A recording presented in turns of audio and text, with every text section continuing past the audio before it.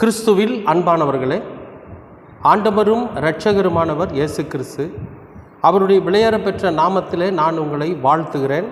கர்த்தர் உங்களை ஆசீர்வதிப்பார்.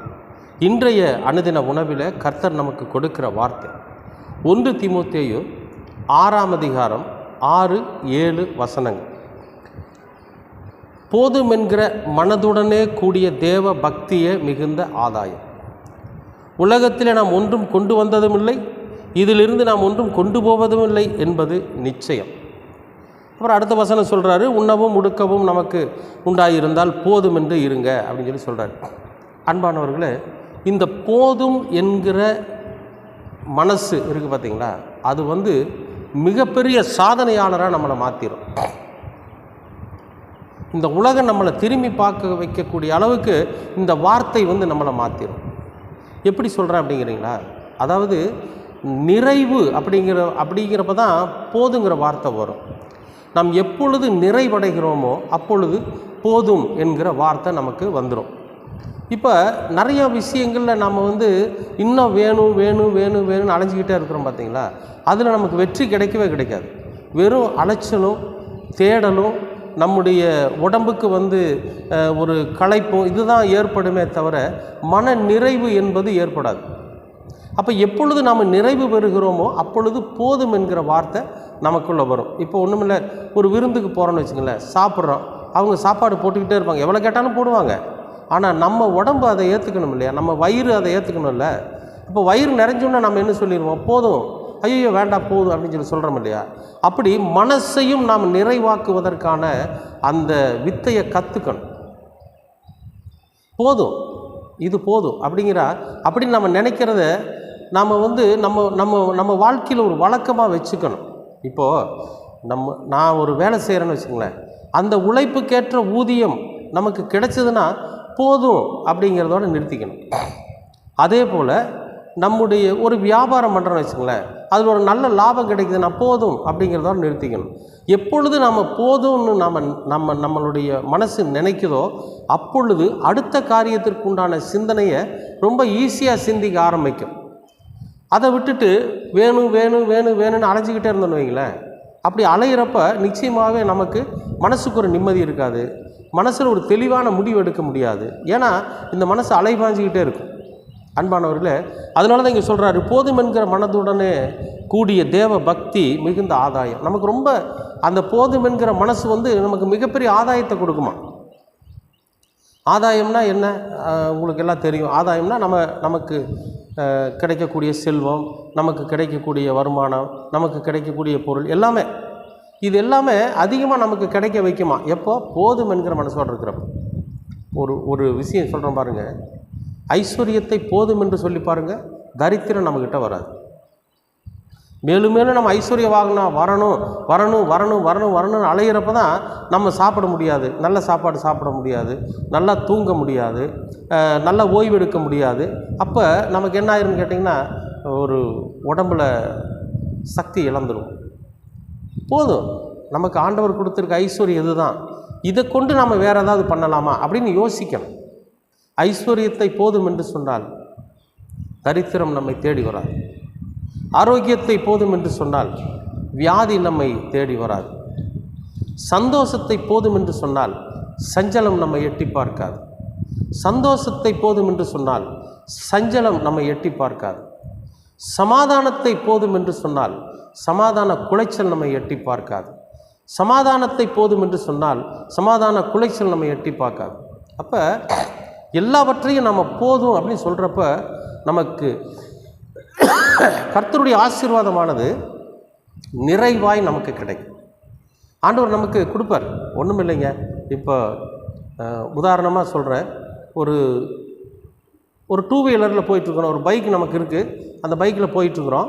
அப்போ பல பேர் காரில் போவாங்க வருவாங்க, பெரிய பெரிய காரில் போவாங்க, நல்ல வசதியாக போவாங்க. அது நமக்கு ஆசையாக தான் இருக்கும், அதை வாங்கணும். நம்ம மனசும் தோணும், நம்மளும் ஒரு கார் வாங்கலாம், ஒரு வீடு வாங்கலான்னு தோணும். ஆனால் அதுக்கு நம்ம என்ன பண்ணணும் அப்படின்னா, நம்முடைய உழைப்பை அதிகப்படுத்தணும். நம்முடைய உழைப்பு நம்மளுடைய உழைப்பு இருக்குது பார்த்தீங்களா, அதை அதிகப்படுத்தணும். அப்போ தான் வருமானம் நமக்கு அதிகமாக வரும். வருமானம் அதிகமாக வந்தால் தான் நம்ம என்ன பண்ண முடியும், நமக்கு தேவைகளை வாங்க முடியும். அப்போ இந்த பைக்கு நமக்கு இந்த வருமானத்திற்கானது இந்த மோட்டார் பைக்கு தான் போதும். இதிலிருந்து நம்ம சம்பாதிப்போம். அப்படி நம்மளுடைய மனநிலையை நம்ம கொண்டு வந்துடணும். அதை விட்டுட்டு நம்ம பைக் வாங்குகிற நிலையில் இருக்கிறப்போ ஆசைப்பட்டு கார் வாங்கிட்டோம்னு வச்சுங்க, நம்ம கடனாளி ஆயிடும். சின்னதாக ஒரு நிலம் வாங்கக்கூடிய அளவில் இருக்கிற நாம் ஒரு பெரிய பங்களா டைப்பில் வீடு கடன் போட்டு வாங்கிட்டோம்னு வச்சுங்க, நம்ம கடனாளி ஆயிடுவோம், நிம்மதி இழந்துருவோம். அப்போ போதும், நம்முடைய வருமானத்திற்கேற்ற நம்முடைய செல்வமும், நம்முடைய வருமானத்திற்கேற்ற நம்முடைய வாகனமும், நம்முடைய வருமானத்திற்கேற்ற நம்முடைய வீடும், நம்முடைய வருமானத்திற்கேற்ற நம்முடைய பொருள்களும் போதும் அப்படின்னு நாம் நினைக்கிறப்போ நிச்சயமாகவே அடுத்த நிலைக்கு நம்ம போகிறதுக்கு என்ன முயற்சி எடுக்கலாம், எவ்வளவு உழைக்கலாம், எவ்வளவு கடுமையாக உழைக்க முடியும் அப்படிங்கிற சிந்தனை செய்ய முடியும். அப்போ இது என்னன்னு கேட்டிங்கன்னா, மிகுந்த ஆதாயத்தை நமக்கு கொண்டு வந்து வச்சிடும். நமக்கு நிறைய விஷயங்களை கொண்டு வர முடியும். ஏன்னா நம்ம எவ்வளவு தான் சேர்த்து வச்சாலும் நாம் எதையும் எடுத்துகிட்டு போக மாட்டோம். ஏன்னா நம்ம ஒன்றையும் கொண்டு வரல. நம்ம இந்த உலகத்தில் நிர்வாணியாக பிறந்தோம், நிர்வாணியாக தான் போக போகிறோம். எதையும் கொண்டு வரல கொண்டு போகிறதுக்கு. அப்போ நம்ம எவ்வளவு தான் ஓடி ஆடி வேணும் வேணும் வேணும் வேணும்னு அலைஞ்சு திரிஞ்சு சம்பாதிக்கிறதுக்கு தப்பான வழிகளை எல்லாம் பின்பற்றி அதை சம்பாதிச்சு நம்ம ஐஸ்வர்யத்தையும் சொத்துக்களையும் சேர்த்து வைக்கிறோன்னு வைங்க, நாம் எதை கொண்டு போக போகிறோம்? ஒன்றும் இல்லை. நாம் சேர்த்து வைக்கிற சொத்துனால நம்முடைய பிள்ளைகளையும் நம்ம சோம்பேறி ஆக்குறோம். அவர்களுக்கும் உழைப்பை கற்றுக் கொடுக்கணும், படிப்பை கற்றுக் கொடுக்கணும். இதை கற்றுக் கொடுத்துட்டு அவங்களும் உழைச்சி சம்பாதிக்கிற அளவுக்கு அவங்கள நம்ம சரி பண்ணணும். ஆனால் நம்ம பெரிய பணக்காரன் ஆகணும், எல்லோரும் நம்மளை பார்த்து பாராட்டணும் அப்படின்னு நினச்சி நாம் தேவையில்லாமல் வேணும் வேணும் வேணும்னு அலைஞ்சோன்னு வைங்களேன், நிம்மதி இருக்காது. அப்போ நிம்மதியை நாம் இழந்து போக வேண்டிய ஒரு சூழ்நிலை வரும். நிம்மதி இழந்தாவே மனசு சஞ்சலப்படும். மனசு சஞ்சலப்பட்டாவே உடலுடைய ஆரோக்கியம் கெட்டுப்போகும். அன்பானவர்களே, இங்கே வேதம் அழகான ஒரு வார்த்தை சொல்லுது, போதும் என்கிற மனது. அப்போ நம்முடைய வாழ்க்கையில் எல்லா சூழ்நிலைகளிலும் நம்ம போதும் என்கிற ஒரு வார்த்தையை நம்ம பயன்படுத்த ஆரம்பிக்கிறப்ப நமக்கு மிகுந்த ஆதாயம் உண்டு என்று வேதம் சொல்லுது. நீங்கள் நிச்சயமாக அதை பின்பற்றுவீங்கன்னு நான் நினைக்கிறேன். ஏன்னா நான் என்னுடைய வாழ்க்கையில் முதல்ல அப்படி தான் இருந்தேன். இப்போ போதும், நமக்கு எது இருந்தாலும் சரி, ஆண்டவர் நமக்கு கொடுத்துருக்கிறது நமக்கு போதும். அதிலிருந்து நம்ம முன்னுக்கு வர்றதுக்கு பார்ப்போம். தேவையில்லாமல் உலக காரியங்களுக்காக அலைஞ்சு உலக செல்வத்தை சேர்த்துவதற்கு தவறான வழிகளை பின்பற்றி நாம் நம்முடைய வாழ்க்கையை கெடுத்துக்காமல் இப்பொழுது ஆண்டவர் கொடுத்திருக்கிற இந்த நிறைவு, இப்பொழுது ஆண்டவர் கொடுத்திருக்கிற இந்த ஆசீர்வாதம், இப்பொழுது ஆண்டவர் கொடுத்திருக்கிற இந்த ஆரோக்கியம் போதும்.